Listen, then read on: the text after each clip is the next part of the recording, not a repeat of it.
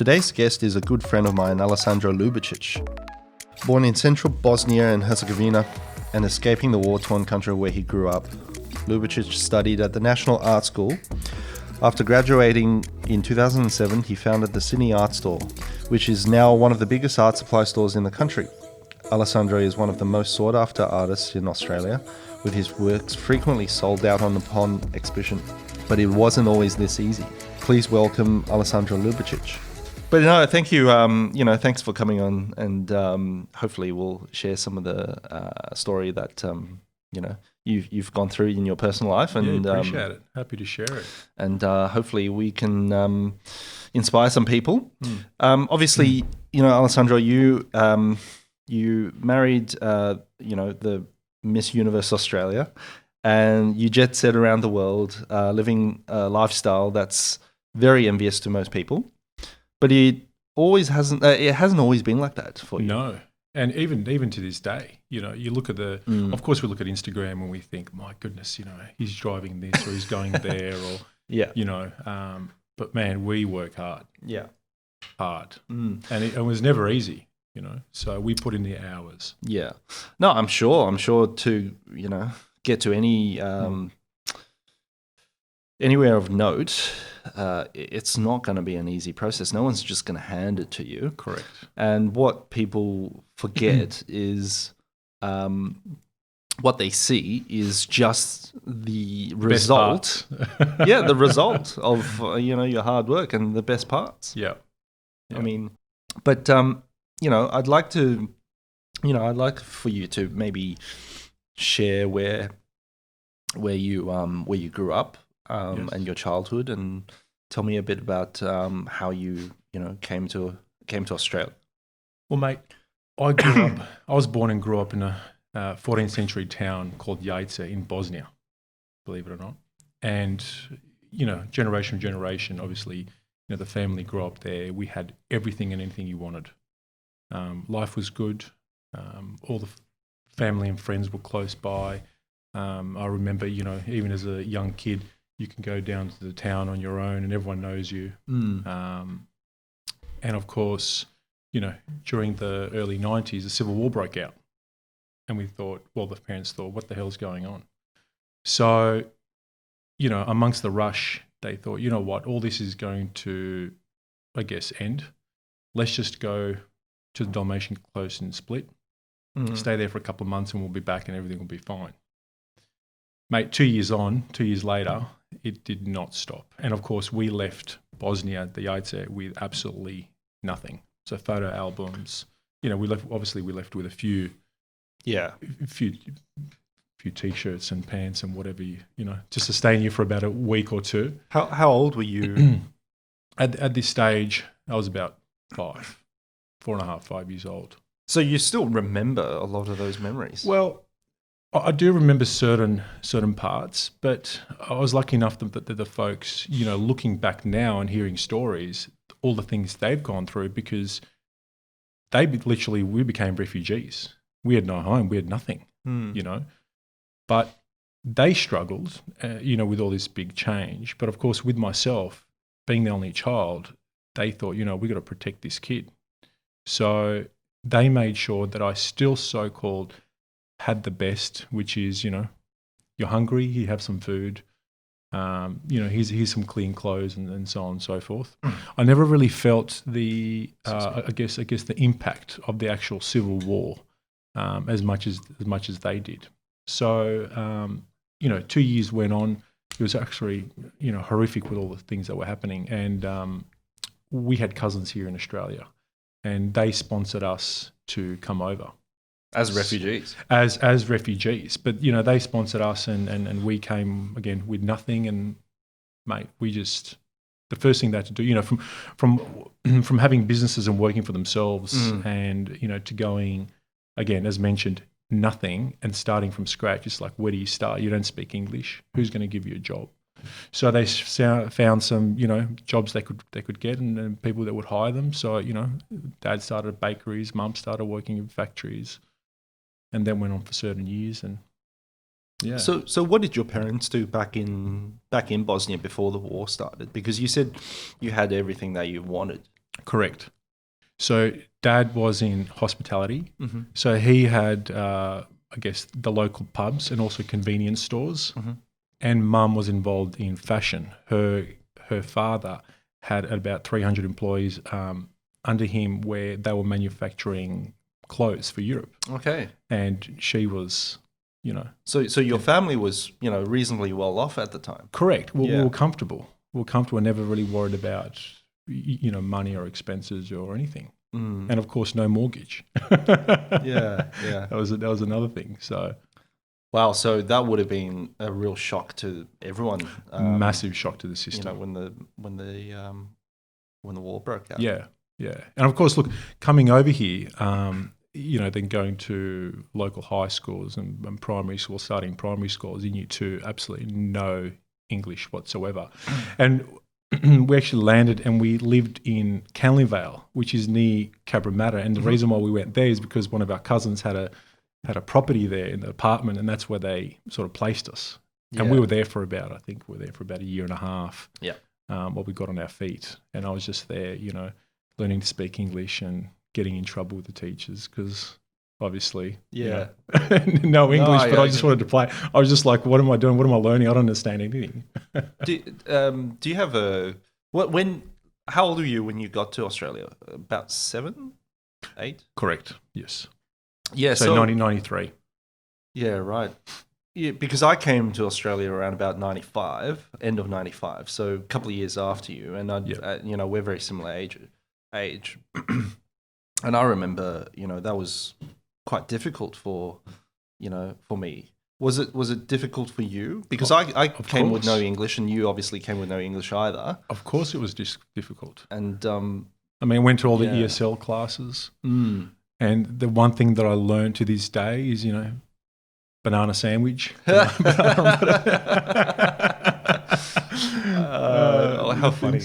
But it was actually quite hard because I had I couldn't really quite understand, and for some reason it was slow for me to understand the English, and also to reading, writing, and all that sort of stuff. But I'd loved playing the playground, loved sports, loved action, and I was always getting in trouble because I had this thing where if I didn't understand when the kids were, when we were playing, or if they said something that I didn't like and I didn't quite understand, we'd just get into a fight. Mm. And that's just what I did. Yeah. Because I didn't know any better. Yeah. So.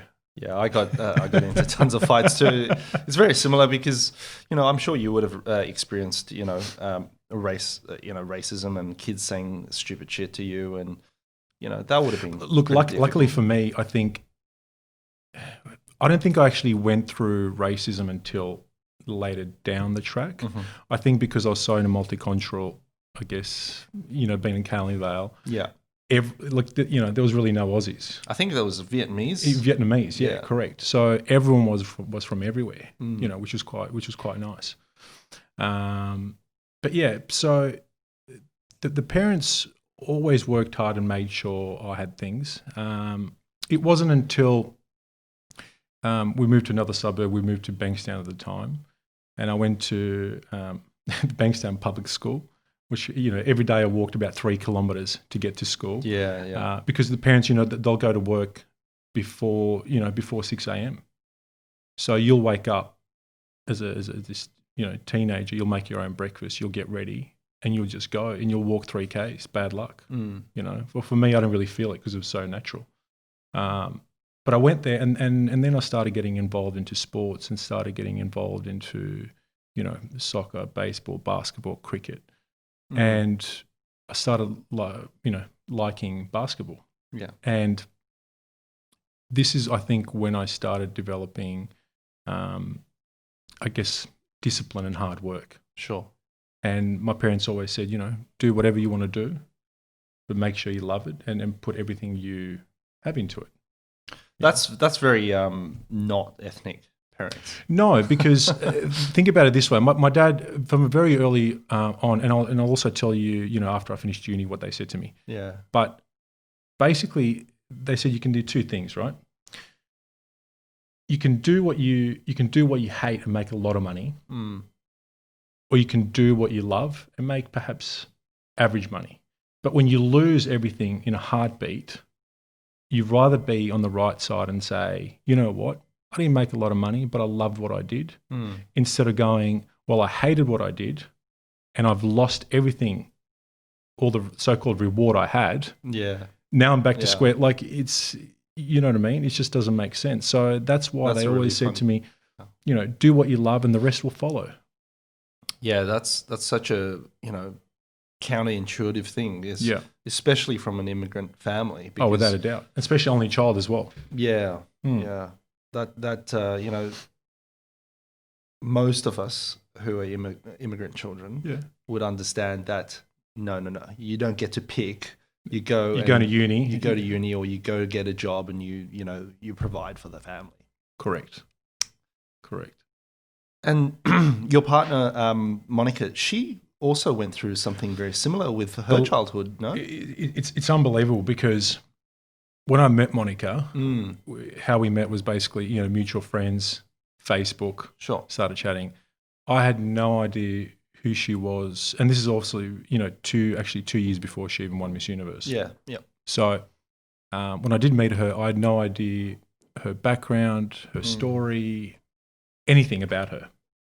And funny enough, she has an identical story to us, but the difference between her is that they came as an actual refugee to Australia, where they were, you know, sponsored by the government. Yeah, wow. So they really had it hard. I read that she stayed in a room in like Denmark, correct. Yeah. So what happened was, when the whole Civil War broke out, several people, you know, went to Germany, went to Denmark, went to Sweden. We went to the coast, the Dalmatian coast, and then from there we went on our own. But yeah, they stayed at these places, and let me tell you, these places were like, mate, they were like hostels, small rooms, 2 families to a room. There was so many people. Yeah. You know, where do they go? Because everyone was anticipating, you know, you'll be all over in a couple of months. Yeah. And then you can go back. But it went on and dragged on for a few years, and it was horrific. So that's when they decided they could either stay in Denmark or come here. Yeah. So you you know, you obviously grew up in the 90s, and your parents were just trying to make ends meet. Yes. Was it hard? I mean, not hard, but like, was it weird watching your parents work the way they worked, considering that they came from, you know, somewhere that was quite... Well, the thing is, I didn't know any better. Sure. You know, looking back now and seeing the lifestyle, seeing some photos that we have that have been saved, mate, I didn't know about it. I just thought for us it was normal, either mum doing the night shift or dad waking up at 4:30 in the morning so he can go to work, and that's just what we did. And it was just normal. And that's why, you know, when I started getting involved in sport, I would go to the gym before school and to go to the gym after school. Or if I didn't go, then I'd go to training with the team. So, and for me, it was normal doing that 6 days a week. Yeah. Like, it was just the thing to do. And if I didn't do that, I would have came home to an empty house, I should say, because the parents are at work. Still at work. Still at work. So it wasn't until, you know, I was in high school, and I was in my about 14, 15, that they got different jobs, changed factories, I should say, and then they started finishing at, both of them, at about 3 o'clock. So then they'll be home at about 4:30, and that's when I started playing a representative sport with basketball. And I'd be training in Alexandria or training at the North Shore, and then together we'd all be then driving and then be waiting for me, and that's when we had a lot of family time. Sure. It was constantly in the car, either traveling around the state or going to training. Yeah, wow. Yeah. And you got quite good at basketball.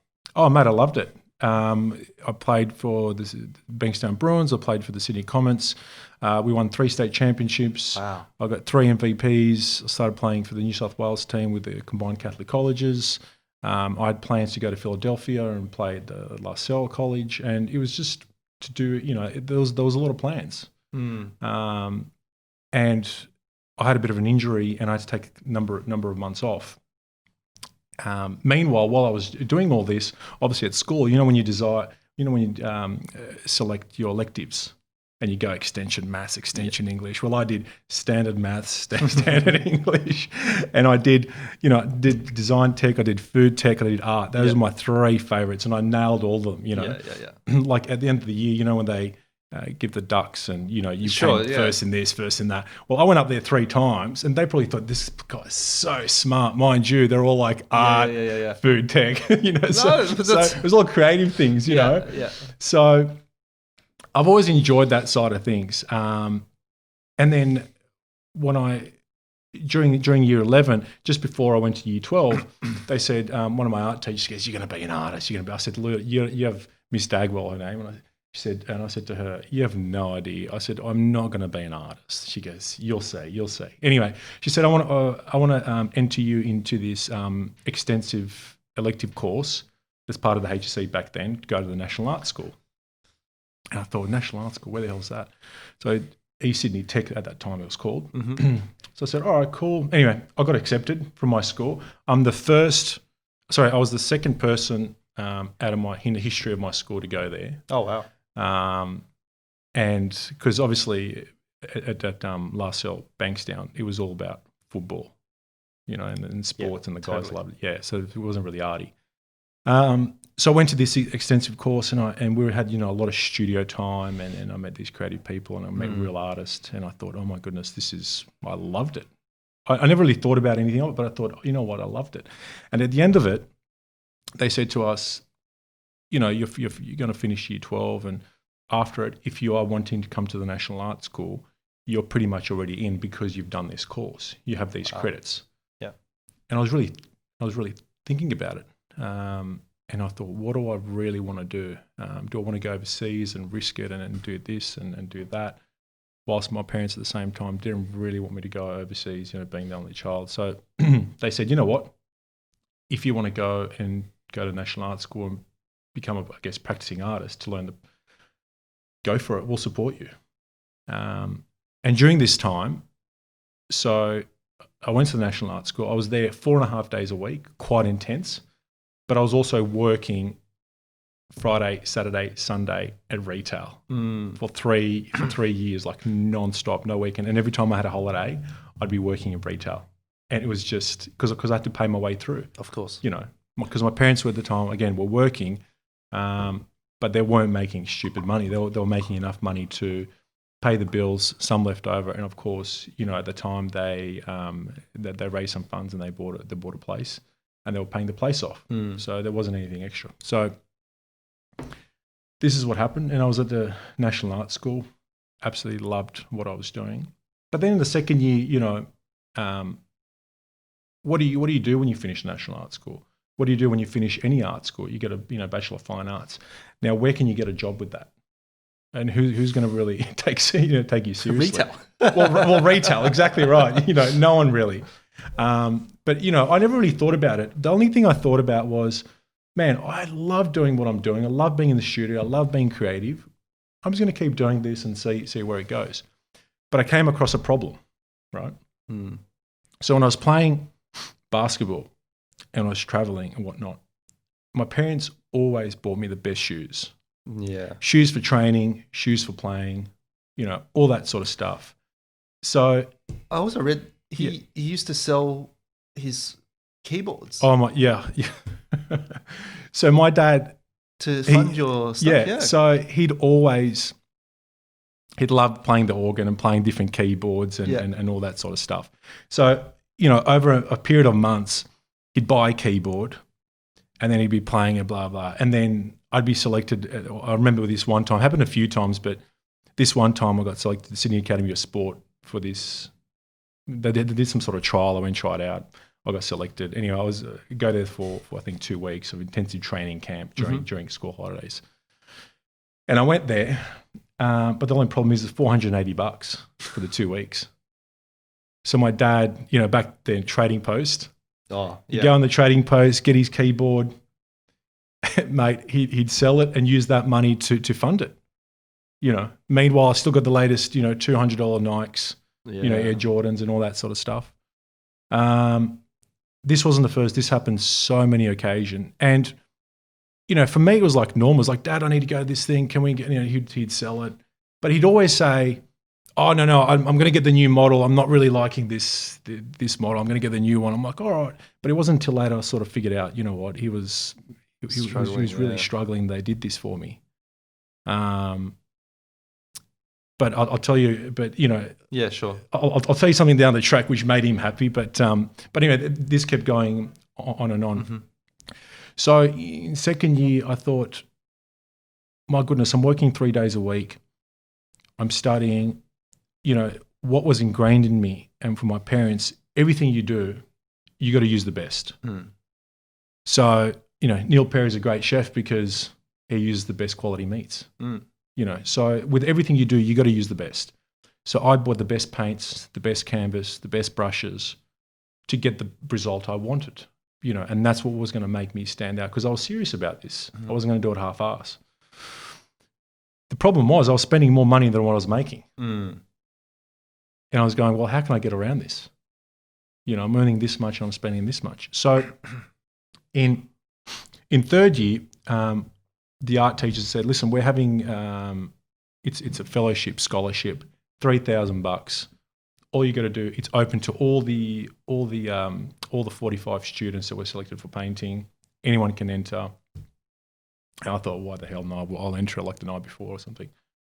And they go, oh, and we got the results, blah, blah, blah. And they've selected, 2 people. And this year it's going to be Alessandro. I'm like, holy shit. It's got $3,000. I'm like, I'm the richest guy in Sydney. Like, what am I going to do with this? The party time. But I never thought about it that way, I just thought, man, what am I going to do with this $3,000? I need to think my way around it. So, I thought, you know what?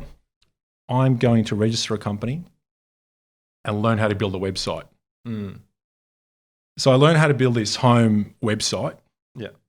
And at the time, there were like no websites. You could, you could register any domains because no one really cared. It wasn't really big. Yeah. So I registered the Sydney Art Store. It sounds bigger than anything else. Mind you, it was at home at Bankstown in my little studio, 2 by 2 meters.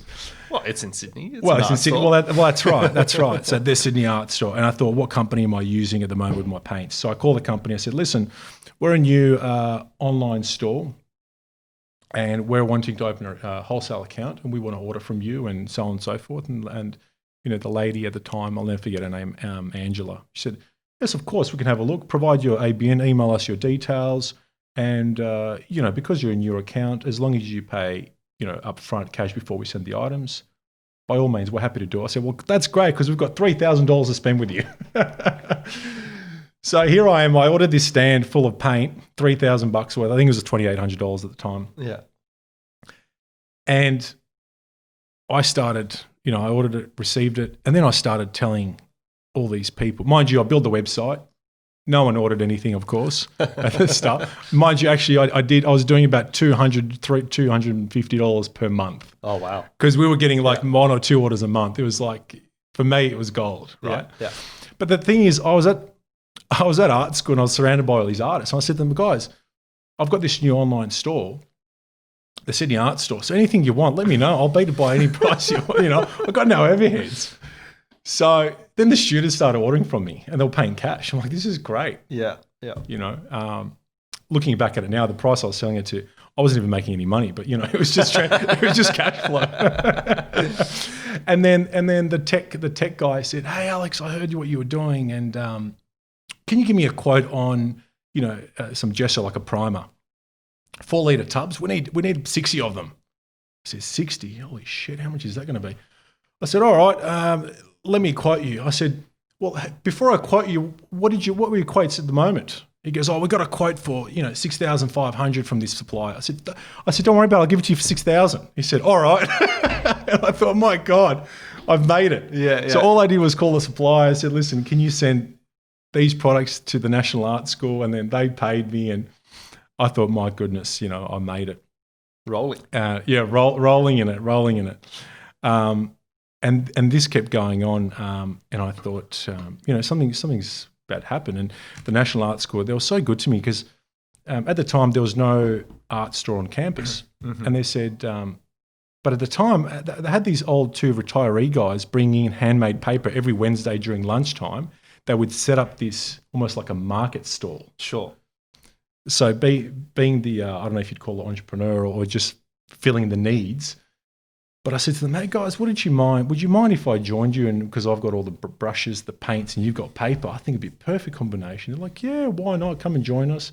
And then the school gave me this almost like this massive locker section where I stored all the paints. So then if someone wants something, I just open the locker and go, here you go. Yeah. So that kept going on for about 6 months, and every Wednesday at lunchtime, and mate, I'd make sometime anywhere from $400 to $800 cash. I'd be stuck away in the pocket. I thought I was, for me, it just made my week. And of course, all that money, it wasn't like I went and spent it somewhere else or anything. I just kept buying more material. Yeah.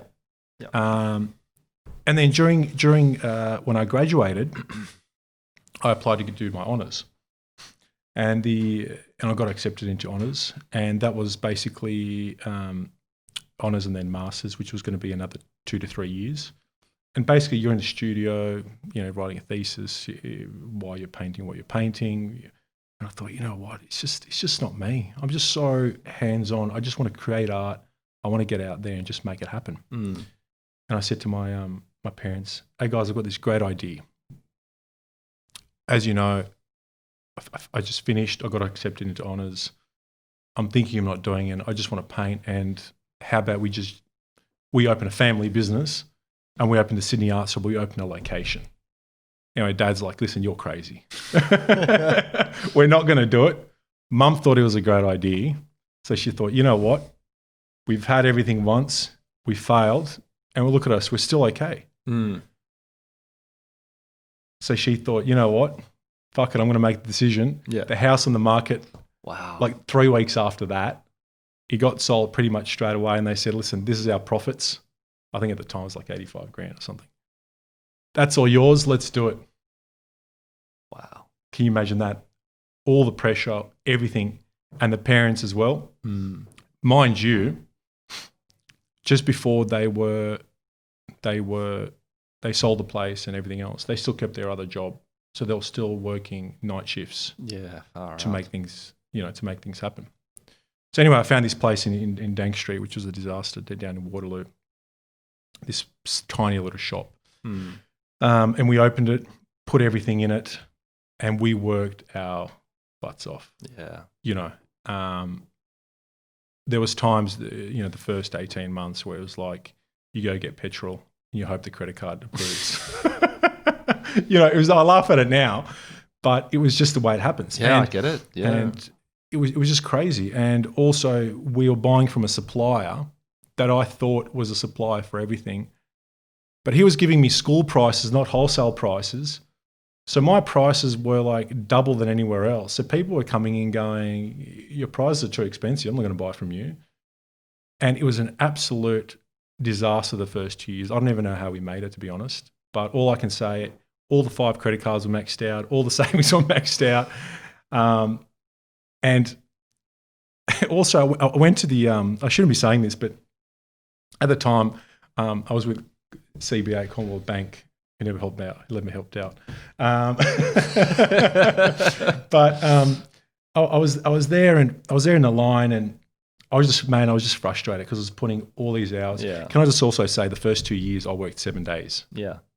No holiday, no break, no nothing. Yeah. The only days we had off was a Good Friday, and it was Easter and New Year's Eve. That was it, right? So I was at the bank, I don't know, probably depositing $80 that we made for the week.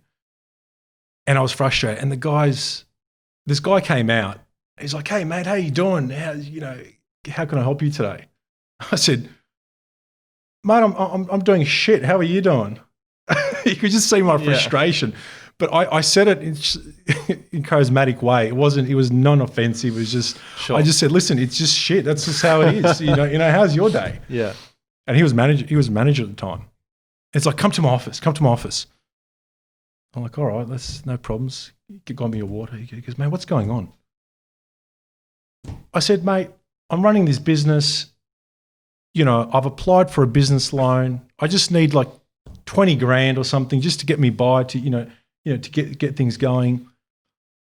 no one will give it to me. I mean, your head office got me to write a business plan. I had to close one day, go with my parents and go explain this business plan only for them to say no.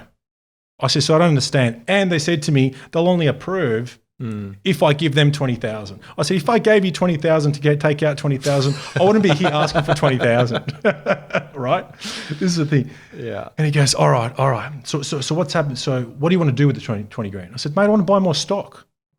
I want to buy more stock, have a bigger range.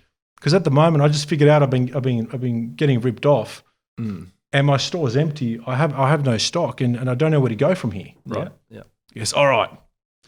So tell me you need a renovation loan. I said, okay.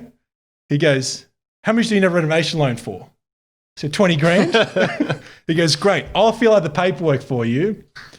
Come back this time next week, sign it, and I'll give you the 20 grand cash. Just take it out. This is no joke. Wow. Mate, and this actually happened. I took it out and I was going, oh my God.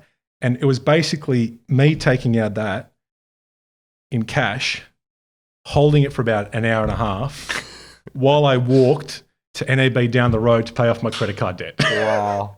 And I walked into the NAB and they said, how can we help you today? And I dropped the 20 grand cash. I'm here to pay off my credit card because my business is killing it.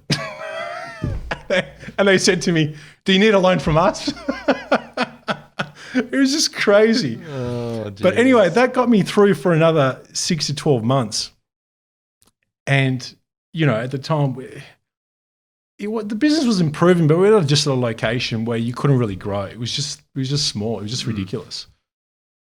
So my parents are like, look, what are we going to do? But there's no plan B. There's only plan A. And the plan A is basically hustle, make it happen, and everything will be fine. You got to do everything you need to do to make sure plan A works, because plan B, mate, it doesn't exist. Yeah. That's it. So I thought, you know what? Double or nothing. Let's find a new location. So I found a new location down the road, and I thought, how the hell am I going to get into this? But look, during these times, I think I went too fast. But during these times, when I finished National Art School, I also received another scholarship and also a solo exhibition at St. Vincent's Hospital. Mm-hmm. This is part of my prize. And I was always thinking outside the box, and I thought, how can I guess, not benefit from having an exhibition there, but also give something back whilst also making a buzz? Because every year people win this sort of little spot and they'll have an exhibition, 20 people would rock up, they'll drink some bad wine and everyone will go home happy. And no one will remember it the next day. Correct. So I said, how can I do something different? I said, you know what? And at the time, the organizer there, Katrina, who was absolutely lovely, I think she's still there, I said to her, listen, Kat, I want to do something different. I want to raise some money perhaps for the hospital or give it to some sort of a cancer foundation, because I have one of my auntie passed away from cancer, and I don't know, have an auction or do something. And we need someone that could open it that speaks well. And she said, what about Alan Jones? I said, Alan Jones? Who's that? Because, Alan Jones, 2GB. I said, oh, Alan Jones. I said, why would he do it? She goes, oh, don't worry about it. I'll email him. I've got his email. So she emails Alan, and he responds with, yep, no problems. When do you want me to be there to open it? I thought, this is great. It's coming better and better. So he comes, donates his time, speaks, obviously, Alan being Alan, speaks amazing. Has this amazing speech about, the space, the history of the hospital, about what I'm doing. And we also at the time, because obviously a lot of people heard that Alan was opening it, so an auctioneer called and said, listen, I heard you guys want to do an auction. Let me donate my time and I'll be the auctioneer. Fantastic. So, mate, we had about 150 people rock up. Yeah. Which was just ridiculous. You couldn't even fit 150 people. Yeah. And that night we raised, I think it was like 5,600 the painting sold. Never sold the painting for that much. Wow. And of course, Alan himself bought one. That's the one he bought. I think he was betting against himself, which is amazing. And then from that, we stayed in touch, and we always kept in contact. How's work going? How's the art going? And so on and so forth. Mhm. And then I was also telling him about, I've got this art business and I'm doing this. I'm working hard, but something's not right. And Alan being Alan, I don't know if you know him, but everyone who he meets, he supports. So he goes, I'd love to see it. Let me come by and have a look, because he goes, I want to buy some presents for some people. So all right, come over here. Came by to Dank Street, got in the space. He goes, mate, how are you running a business from here? Yeah. Because the shop was in like this hallway. Yeah, I remember it. Yeah, it was a disaster. I said, I don't know, but I've got no options. I'm stuck here. I've signed a lease, for another 3 years. And he goes, mate, do you realise that every contract's meant to be broken? He goes, mate, just look for another space. I'll help you. I'll get you in contact with the right people. And it's amazing how the power of, I guess, the mental state. When you say you want to do something and you're so confident, and you're so like, no one can stop you because you've got these people backing you. It was just like, yeah, that's exactly what I'm going to do. So, like I was saying to you, I found this space down the road, which was a complete building in the middle of Alexandria, Waterloo intersection. The building was about 380 square meters, going from 65 square meters. So I was just like upscaling big time. And I thought, man, I need more money. I need some help. So I said to Alan, I've had issues with the bank not giving me this. I said, I've got a great business plan and I know what I'm doing because I'm passionate. This is what I want to do. He goes, well, how much money do you need? I said, no. I don't need money from you. I just need money from the bank. I need a support network. He said, no problems at all. Someone will give you a call. The head of commercial from NAB Private Wealth calls me. Hello? They said, Alan gave us a call and he said, you've got some great ideas and we'd love to be part of it. When can you come in for an interview? And I thought, my goodness. What's happening? What's going on? So I get there and I've got 3 bankers in front of me. They're like, okay, tell me a bit about the business. And they're all writing notes. And what do you need? What do you... I said, listen, I've got this place. I know what the rent's going to be. I need enough money for the bond, and I need maybe 80 grand overdraft just so I can have cash flow and building up the business, because with the suppliers, if I buy in bulk, I get a better price. I already know my market. I'm an artist myself, all that sort of stuff. And they said, okay, no problems at all. No problems at all. The next day, congratulations, you've been approved. We'd open a new account for you. This is what's going on. So I called the real estate agent. I said, mate, look, get the contracts done, because we were still negotiating, going back and forth. I ended up doing a 10-year deal. I don't know how, but I still did. So that's what happened. And I moved into this space. Mind you, I've just upscaled my business 5 times. I've upscaled the business that wasn't making any money, that was losing money. But because there was no plan B, because I was so confident, passionate, and so driven to make this work, I thought, no, I'm going to keep pushing it. I'm going to scale it. I'm going to pretend I'm killing it. Yeah. And I tell you what, when we opened in 2000, I think it was 2012 in May at that new space. Same time as we opened the grounds, almost. Yeah, yes. Yeah. It was that, similar. The business was growing between 50 to 100% per month. Wow. It was just ridiculous. It was just ridiculous. And then I decided maybe 6 days is a good way to go. Maybe I should have 1 day off. Yeah. And, from the business side of things, now I've got exclusivity and distributionship with a number of companies from overseas. Got 12 employees. We have a new location in Botany, which is 600 square meters. we're one of the largest online retailers for fine art supplies in Australia with, over 30,000 products online. The range is just immense. Yeah. And not going to business school, you think to yourself, well, how do you do the buying? And it's just like everything else. I bought the stock that I want to use. And I always said, if I don't sell it, I'll use it. That's the way I always thought, And I just kept building. And I guess, today here I am. Mm. But then amongst all that, I was also trying to build an art career. Yeah. Just going back to the art store there for a moment, because that would have been quite a bit of a challenge for you.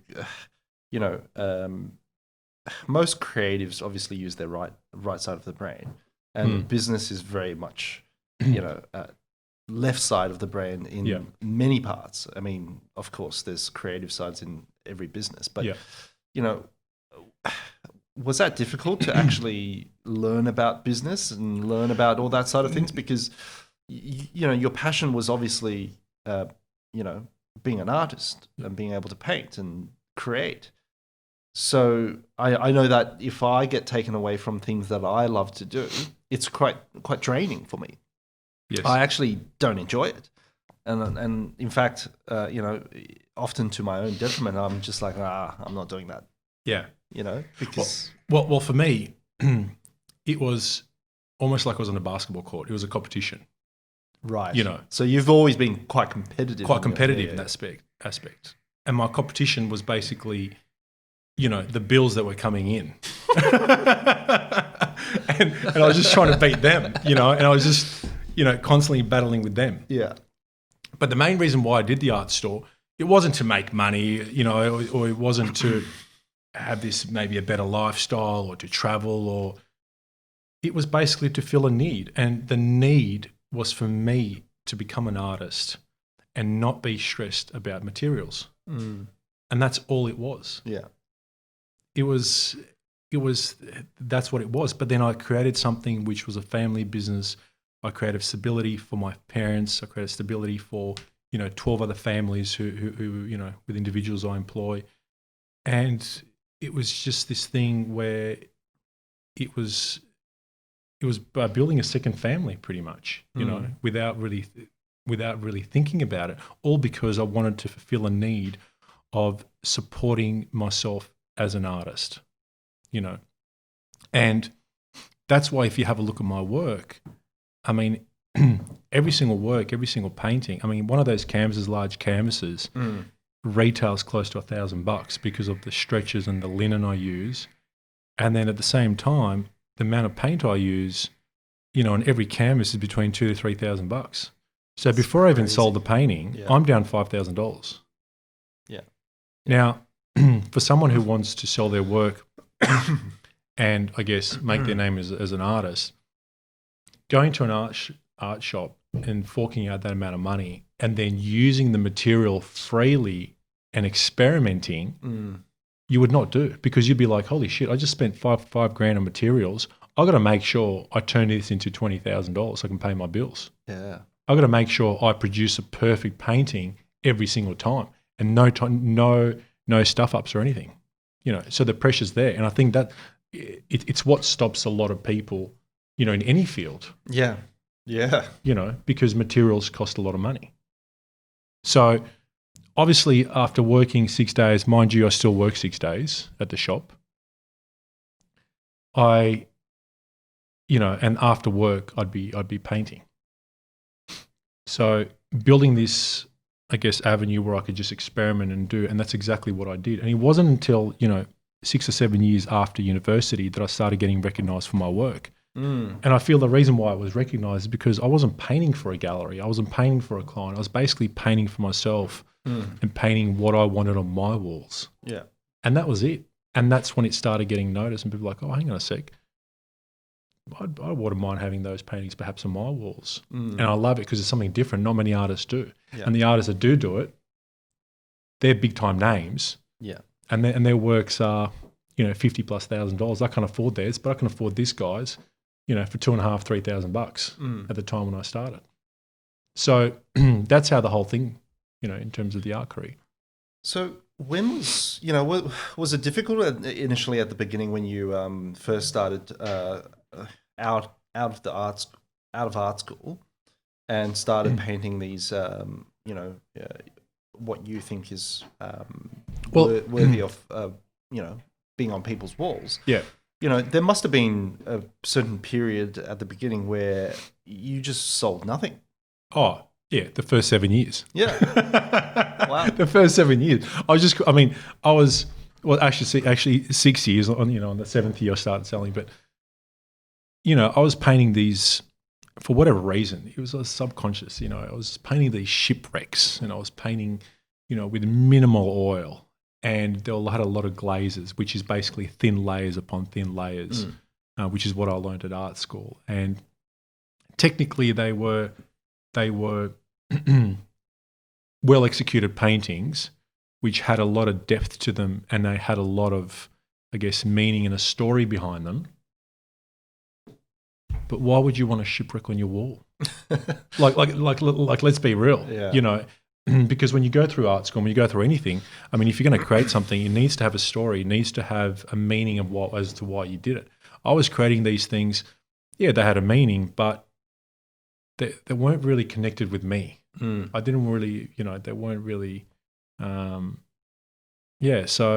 that's what I was doing. It wasn't until a friend of mine who's a dentist, iDental, if I can say, definitely. iDental, Vicky, and she called me one day and she said, how I knew her was her sister worked with me in retail. Yeah.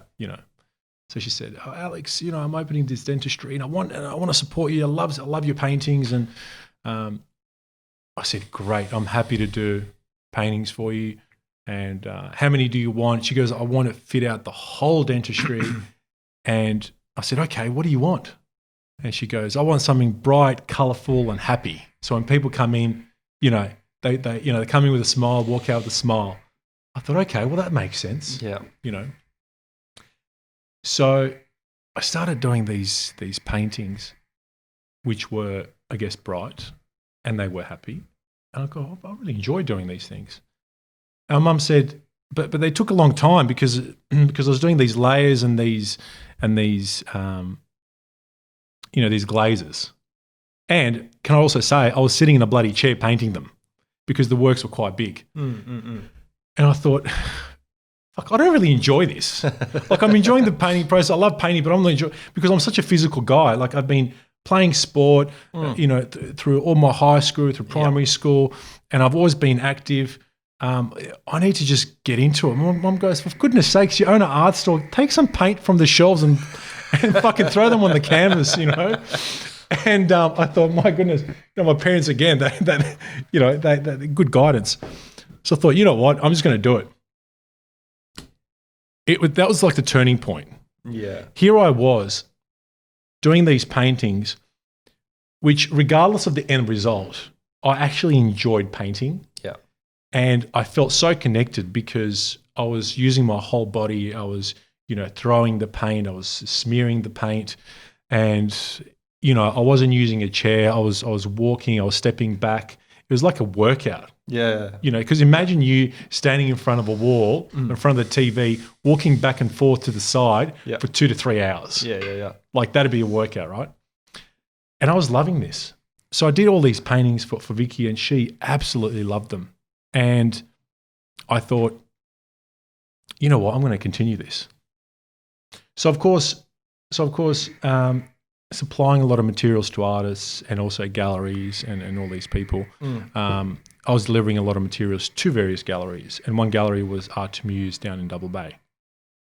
She's this amazing location on New South Head Road, and I kept delivering other people's paintings. And she's like, "Oh, you're a painter?" I said, "Yeah, I'm a painter." I said, "Do you want to see some stuff?" She goes, "Yeah, why not?" So I showed her some stuff. She's like, "Oh, maybe you should bring some in and we can perhaps do something." So I brought in a painting. It was all flowers and stuff. Brought it in at about noon on a Friday. She calls me at 2:00. "It's sold. Someone drove past, stopped, and they bought it." I'm like, "Holy shit!" Wow. Okay, cool. She goes, "Can you get me more?" I said, "Yeah, no problems. I'll get some more next week for you."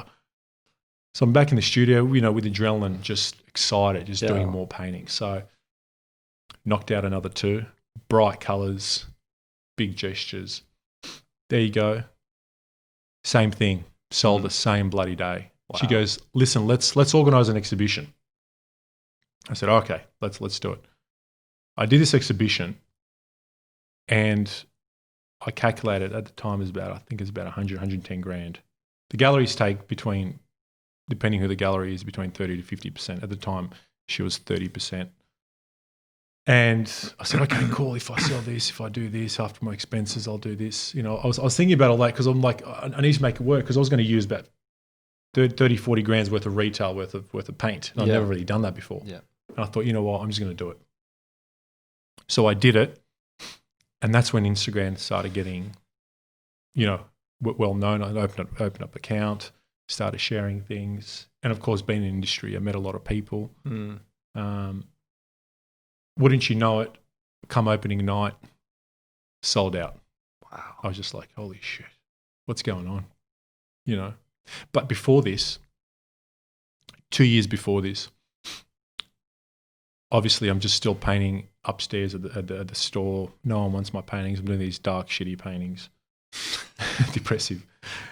And I go to these various exhibitions, and there was a pop-up exhibition which was by Scott Livesey Gallery from Melbourne. He did it up in Paddington by an artist named Todd Hunter. And I got there, and there was these amazing.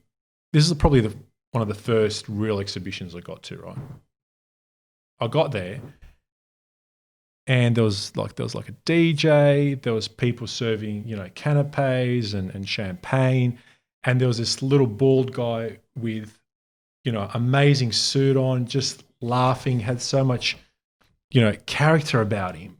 And he was just surrounded by these beautiful women, and I was just going, who is this bloke? The gallery owner, obviously, Scott. And I said to myself, my goodness, I want to be working with this guy, So I went to the front as you walk into, and I took his business card. I kept that business card for 2 years. And I said to myself, I'm going to call him when I'm ready. And I called the gallery. This is when I sold out, had the sold out show. Yeah. Now, Art to Muse is a beautiful gallery. It's a gallery where artists start out. It's great. But you want to be with a big time gallery. It's like the next stage. It's like, of course, you're playing in the NBL. Now you want to go to the NBA, So I called Scott and I said, hey, I saw your exhibition that you did up in Sydney 2 years ago by this artist. And the first thing he says, yes, which painting, all the paintings are sold, but which I can send you some more paintings that he has. I said, no, I'm not interested in buying a painting from you. I said, I think you're interested in exhibiting my work. And he said, pardon? I said, I've got something that you haven't got, and I think would make a good team, and I think I can be a good addition to the gallery. He goes, right. He goes, why don't you email me and I'll get back to you? I said, okay, no problems. Hung up the phone. Emailed him. Called him the next day. Hey, did you get my email? What did you think? He goes, yes. I'll next time up in Sydney, I'll give you a call. So we can buy the studio. We'll have a chat. I'll see the work and so on and so forth. I said, okay, no problems at all. The next day, when he up in Sydney, no response. 2 days later. Hey, Scott, just following up, when are you going to be up in Sydney? I just want to make sure that I'm in town because I travel quite a bit. I don't travel anywhere, mind you. I'm just in Alexandria in my studio working away, know. Yeah. So he goes, I should be, up in 2 weeks, and so I'll let you know. I said, okay, cool. Followed up by email again. He must be thinking, this guy, I swear, is just persistent. Yeah. So anyway, he emailed me. He said, this is the date I'll be up. I said, great. This is the time I can swing by the studio. I said, perfect. Here he comes, walks in, looks the part, comes to the studio, looks at the paintings, and then he looks at also my palettes because I've been using a lot of paint. I use these palettes to mix my paint, and then, the studio was just like it. There was paint everywhere, and there was palettes all over the floor. Yeah. It was everywhere. And he looks and he goes, what are these things on the floor? I said, yeah, they're my palettes. He goes, I like them. I said, no, my paintings are on the wall, not on the floor. And he goes, all right, look, let me think about a few things and see. He goes, I kind of like your work, but I also like these palettes because they remind me of abstract works because they've got a lot of energy in them. Maybe we can do something. I said, listen, Scott, I just want to make things clear to you. I said, you don't want to be representing an artist that you can't sell, and I don't want to be exhibiting with a gallery that can't sell. So the worst thing you can do is take some of my paintings and give it a go. Yeah. I said, I will pay for the freight. If you can't sell them, mate, not a problem at all. I will have someone pick them up for you. You know. Yeah. I'll organise the photos, organise anything. You don't have to do anything. He goes, all right, we'll see. Calls me back 2 days later. He goes, I've been thinking about it. He goes, I like those palettes. I think we can do something abstract. I said, fuck, this guy's killing me. I said, listen, no. You either take the big works and I'll sell and I'll send you the so-called palettes. Well, actually, they're quite abstract. And I'll send you those or nothing. All or nothing. I said, because it's not who I am. It's not how I want to be represented. You know, it's the big paintings. He goes, all right, not a problem. Why don't we do that? That must take balls to say no to someone like that, because if, you know, an emerging artist, you know, gets told, hey, send me something, send me those, most people would just comply and say, all right, I'll send you that. Correct. But here I was in a position where the Sydney Art Store paid my bills and my painting was the cherry on the top. Yeah. Right? So I didn't want to compromise, and I didn't want to change my work, my style, or what I was doing to make other people happy. Because don't forget, I was working 6 days a week, painting from 6 till midnight or 6 till 9, right? So you want to make sure you enjoy it, and you want to make sure you're represented the right way. Yeah, of course. You know? And from my parents, what they've always said, it needs to represent you and you have to enjoy it. Because if it doesn't represent you and you don't enjoy it, why are you doing it? If it's just the money comes and goes. You're not going to be happy, you know. So Scott finally said, listen, that's fine, not a problem, send everything. I organised beautiful photos. I'll make sure he got the digital, you know, photos so he can update his website, his email and all that sort of stuff. Anyway, received the works. I think it was like, again, about noon in Melbourne. Send the mail out to his clientele. By 3 o'clock, he goes, mate, when do you want that show? The show, all your works are sold out. And that was, you know, and that was it. And then because I signed up with Scott Livici Galleries, they always work with a Sydney gallery that's really well known. And at the time, Michael Reed showed interest because he was predominantly focused on photography.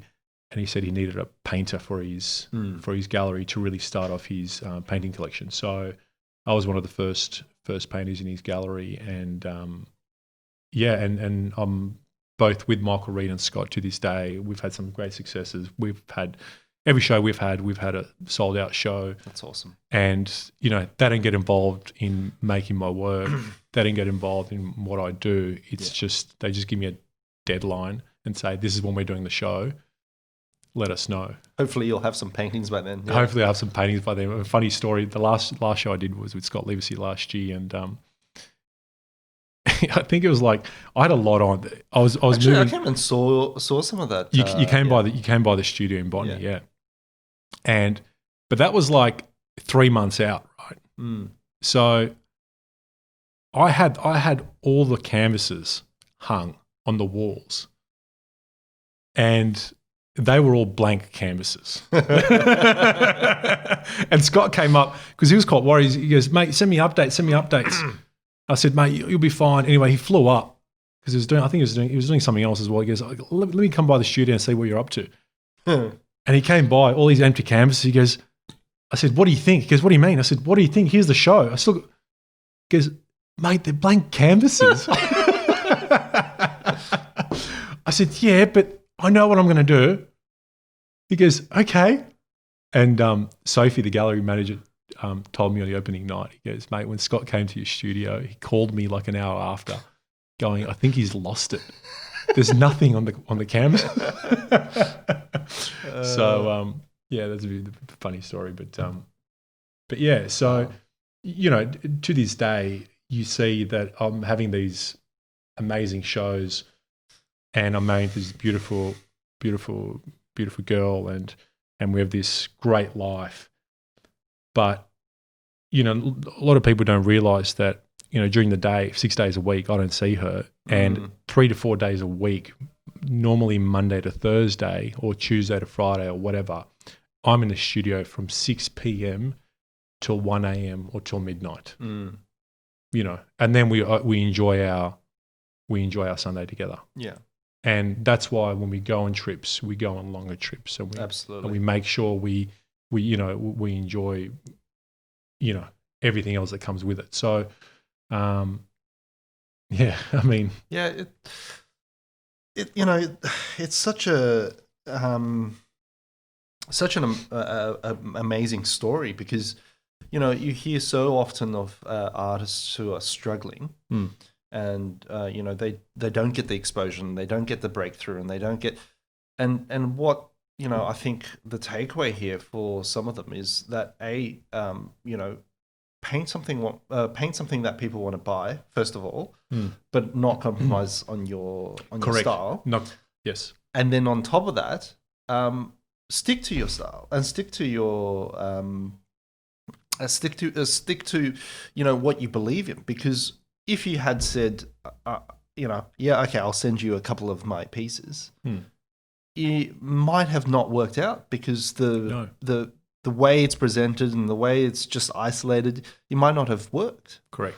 So I think, if any artists out there listening to this, absolutely, you want to be able to do things that is uncompromising, because that's what's ultimately going to get you somewhere. Because the moment you start painting stuff that, maybe people will want to buy this, and, it just becomes... because after a while, people get tired of it, and people just go, Look, the people that pay 20, 30, 40 grand for a painting are not stupid. Yeah. They can see the work. And also gallery owners out there, they can see which works are genuine, which works are not. That's why they only represent 30 artists. Yeah. Because it's hard, because there are people out there, and not to take anything away from them, but there are people out there that paint or draw so they can make money.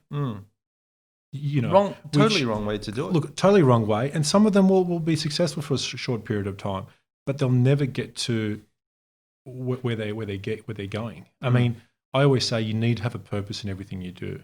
And my purpose in my painting was, I've gone through all this, but I want something positive. I want something, something beautiful, something that will capture the energy and the positivity when I look on my walls. Absolutely. And I thought, and a lot of people ask me, well, why flowers? For me, it's not about flowers. For me, it's about color and the gesture. The flowers for me is a subject where it's basically to make the connection. Because as humans, we all have a connection, and we all have a story. You received flowers, you've given flowers, you've been amongst nature, and you create your own story within the painting, and that's what it's all about. Sure. Yeah, just also going back on how much materials cost, right? Like, I just, I find it so, I'm so surprised that it costs so much, like $5,000 before you even sold the painting. And, I feel really bad for some of those, especially in the last 5-6 years. It's starting to come up now, but the Aboriginal artists, right? Like, the Gloria Periari and those guys have to churn out so much, and paint doesn't cost nothing. Correct. And they're all getting sold at auction back, 5-6 years ago, about $1,000, a piece. And these paintings are like 2 meters by 1.5 meters. They're not small either. Not small. No, they're not small. And so it's just really really tough for a lot of people out there. Yeah. And for you to share how you got there without compromising, but also at the same time, you've stuck to your philosophy to be able to continue doing what you want to do, rather than just say, hey, yeah, I might do a little bit of this, or I might do a little bit of that. That's really good to hear, because that gives, you know, a lot of other people hope, I guess. Yeah. And look, another thing is, it's one of those things where I've done all that. I've got past, because now I've been doing it. Well, now I've been doing it. You know, the business is about, you know, going into the 14th year. The thing is, I've made it to a certain point, even several years ago, where I don't have to work 6 days, and I don't have to do the, you know, night shifts in the studio or before work. Sure. But I still do, because I love it, and that's just who I am. And for me, yes, I'm selling more paintings, and they are more expensive, and perhaps I'm making more money, but it's not what it's about. It's something else. You know, it's filling that purpose of what you've got. Yeah, absolutely. So, you know, later on down, you know, throughout just when you started to get recognized. Yes. Of course, you met Monica. Yes. Tell me how the story you met there, because that reflects your kind of personality of you know, how you get to where you are today too. Yeah. Well, you know, being a single guy, obviously you go out, you meet different people and whatnot, and you know, back then Facebook was absolutely massive. I'm sure it still is, but we have some mutual friends. Mm-hmm. Actually, it was an acquaintance who I met at Hugo's Lounge back in the day, you know, and he was. Was this? This is at King's Cross. Yeah, no, Hugo's in King's Cross. Yes. Yeah, I meant the person was not Troy. No, Okay. not Troy. Sure.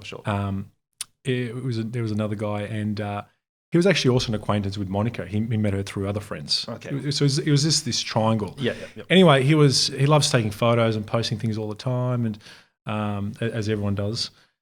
And he took this photo where Monica's sitting in the background, right? Background of a photo. And I was just scrolling, and he came up in the feeds, and I was just like, shit, who's the girl sitting down? And it wasn't like a sexy photo or her, you know. Sure. For some reason, it's just, I was just blown away. I'm like, oh my God, who is this girl? And of course she was tagged. I'm like, Monica, bang. Add as friends.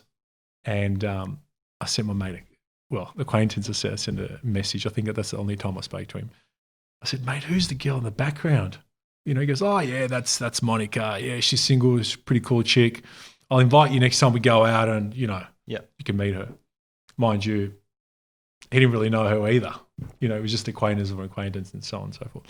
So I added Monica, and I just sent her a message. Man, I was just so honest. I wasn't sleazy or anything, because that's just not me. I just sent her a message. I'm just like, hey, I just saw your photo. I had to add you. Hope you're having a good day, blah, blah, ciao. You know, just really short and simple. And I just thought, if she responds, amazing. We'll start a conversation. And at the time, my photo was one of my paintings, so she probably thought, God, who's this freak messaging me? So she messaged back, yeah, no problems. You know, accepted the friend request, and then we just started chatting from there. And of course, I invited her out, and she was, of course, busy as you would be. But she said she did one of those sly ones, as you would do, and say, you know, she said, one of my girlfriends, her birthday, come out, have a drink with us on this night. And I rocked up on my own with 12 girls. Yeah. Awesome. And that was it. That was it. And that was 2 years before Miss Universe. You know, it's one of those lessons that I wanted to, point out, is not be afraid to pick up the phone. And obviously, I'm talking about, when you did calling the gallery, yes. Calling the gallery. Yes. And also calling your supplier, reaching out to Alan Jones. Things like that is so key to people being, who they are and getting some sort of success. Yes. If you don't keep on persisting at or taking a chance, you're never going to get anywhere, right? No. So if you don't pick up the phone, nothing's going to happen. Correct. If you do pick up the phone, something might. And often you'd be surprised with how many people say yes, and who says yes. Yes, right. So it just shows again. You took the chance of reaching out to this girl. Yes, and see what happens. Because at the end of the day, the worst that could happen is no response. Correct. And you would have been back where you started anyways. So was it difficult when Monica was going for the Miss Universe title supporting her through that throughout that journey, and while you're still trying to run a business? And for me, my parents sort of understood that I also needed to have a life, and again, this is their supportive stages. How dare you have a life? How dare you? Yes, they said, you do work 6 days and everything, but also, step away for 1 or 2 days, have the weekend off because we got you covered. You just have a normal life, and they liked Monica as well. And don't get me wrong, Monica didn't even want to do Miss Universe. She finished psychology. Her parents wanted to go to, obviously she went to uni again. One of these wogs, you got to go to uni, you got to finish finish psychology, whatever you want to do, and she did. And then she wanted to then start doing. Obviously, she's a pretty girl, and she got scouted at Westfields to do some online stuff. This sounds sus. No, it's not sus. It's not sus. When fashion stores started getting models, absolutely. So she was doing that. And at the time, there was a gentleman who was also working with Miss Universe and Miss Tourism and all that sort of stuff. And he called Monica one day and he said, Monica, there's someone who just pulled out of Miss Tourism down in Melbourne and they need to fill in a spot. And I just recommended you because I know you because I've helped you out with the online stuff. Do you want to come down to Melbourne? All expenses paid. And Monica called me and she said, oh, this is what happened. I said, well, go. Yeah. What are you waiting for? I said, that sounds amazing. That's a beautiful opportunity. I said, just enjoy, have a good time. So she goes down to fill this spot and she wins Miss Tourism. I'm like, that's amazing. And then she had to go to Malaysia for a whole month, And then I went over there the last week to support her, and then we stayed there for another week. But anyway, that's besides the point. So, but actually, no, it is not beside the point. I was supportive constantly, and her parents were grateful that I went over there and showed support and everything. And then she did that. And then the organizer for Miss Universe at the time reached out and said, I just saw that you did Miss Tourism. How would you like to do Miss Universe? Why don't you just come down and give it a go? And Monica was really keen, and she thought, oh, this sounds amazing. And of course, with Jennifer Hawkins and of course Rachel Finch and all these, they had some great success. And you're watching on TV and you see Donald Trump, and it all looks glamorous and looks amazing, and you want to be part of that. Yeah. And I said, this sounds amazing. I said, you should do it. I said, let's just go down and support. Anyway, she went down. Her parents at the time were a bit 50-50 on the fence, because here you are, you just finished psychology and then now you're spending your time and you're doing this thing where you're doing Miss Universe, you're in a bikini and it's all about looks, and even though it's more than just that. So she went down, came second runner-up. She didn't win. And she was disappointed, even though it's not what she wanted originally and it's not what she lived for. She was disappointed because it was a competition. Of course. But she met some great friends and so on and so forth. And then that year we found a place, we moved in together, and then I proposed. I went to propose in Paris. That's another story. And we came back, and Deborah Miller again said, listen, I want you to come back to do Miss Universe again. And Monica said, nah, look, I'm not interested. I've just finished psychology. I'm going to do what I studied. Yeah. And I said, no, listen, I said, you're doing Miss Universe, whether you like it or not. I said, not to win, but I and all your friends, we're booking a table. We're all going down to Melbourne because it was held in Melbourne.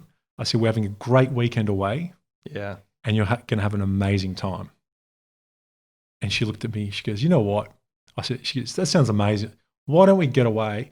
It was almost like a getaway with some of your best friends, and everyone's in Melbourne to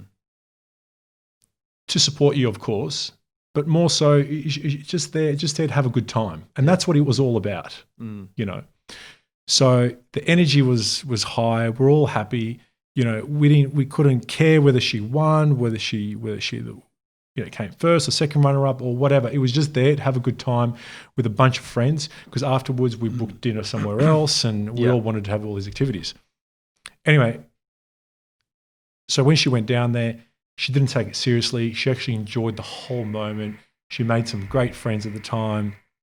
Would have been her energy too, no? It would have been her energy, because there was no pressure. Yeah. There was no pressure to win. Because listen, it's like me, there's no pressure to sell a painting because you've got a day job.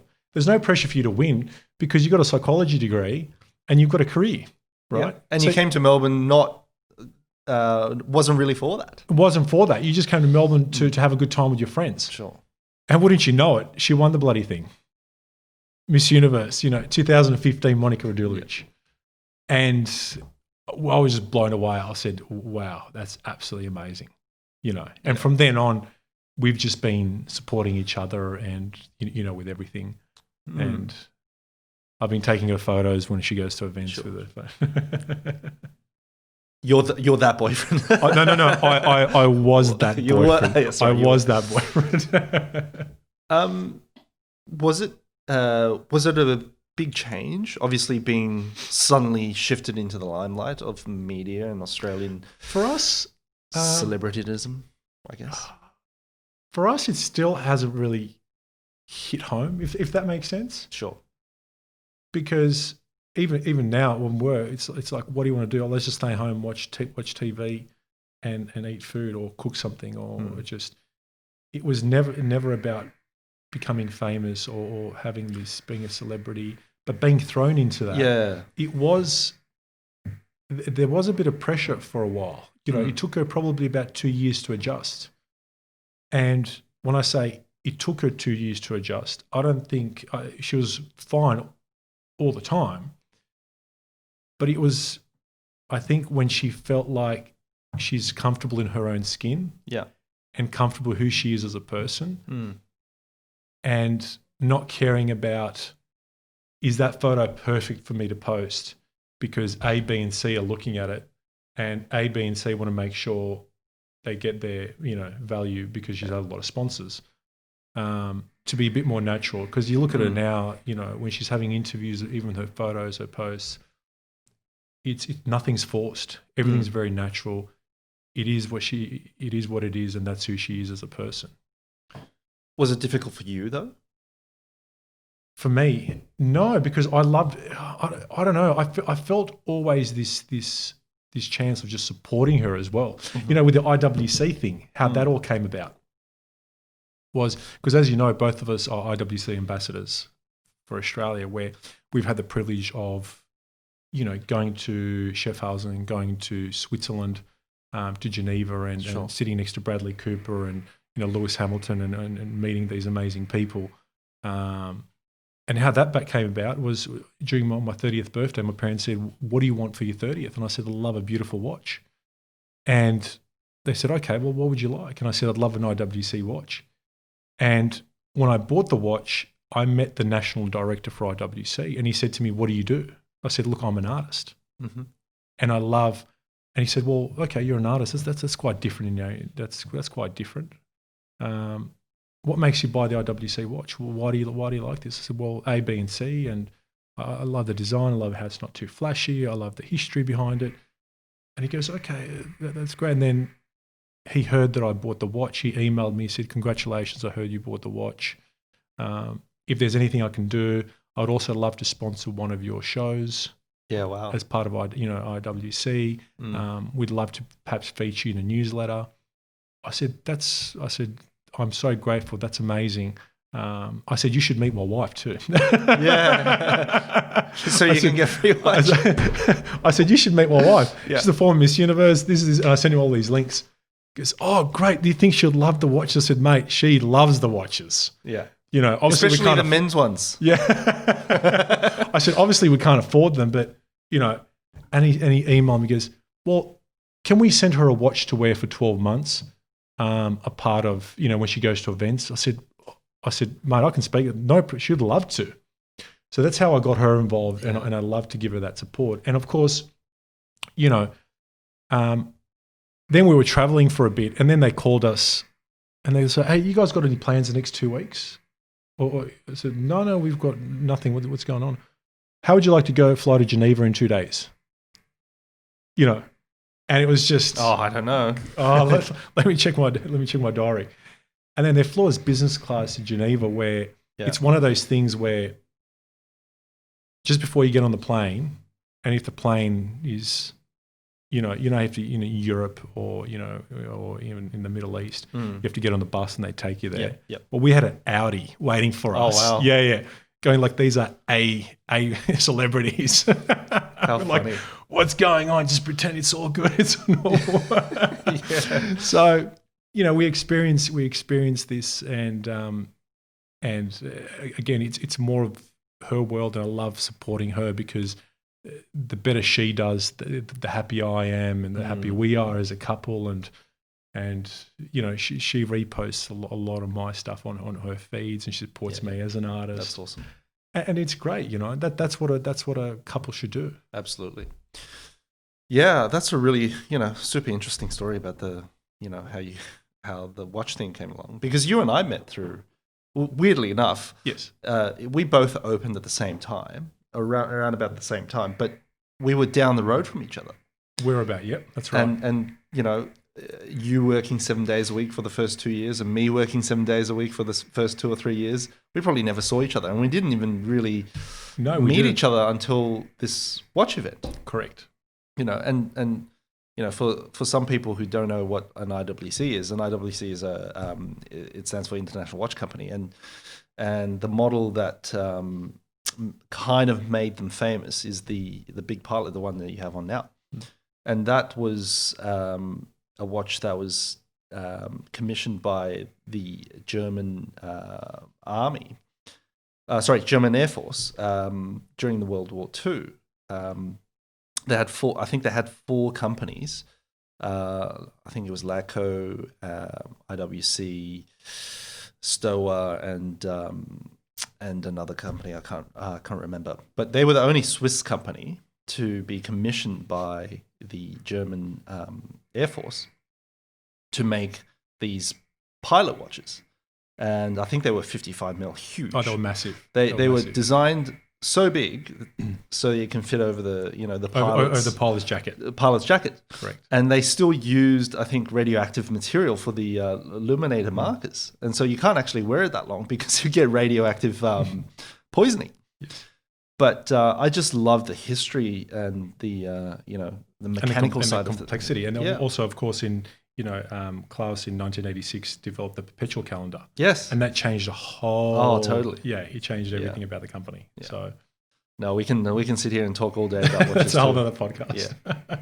No, really appreciate you coming, onto the podcast and having a chat with me about, some of the stories that you had to go through and some of the things that you went through as a business owner and also as an artist.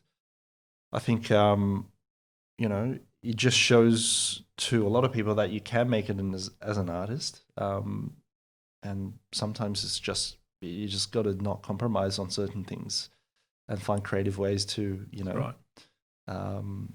fund your passion too. That's right. So and of course you're expecting your first child soon. First child. Congratulations. Due New Year's Eve. Oh wow. So we're looking forward to it. Yeah, no, it will be certainly a great time for you. That's right. All the best. Thank you so much. So thank you very much. Appreciate you having me. No worries.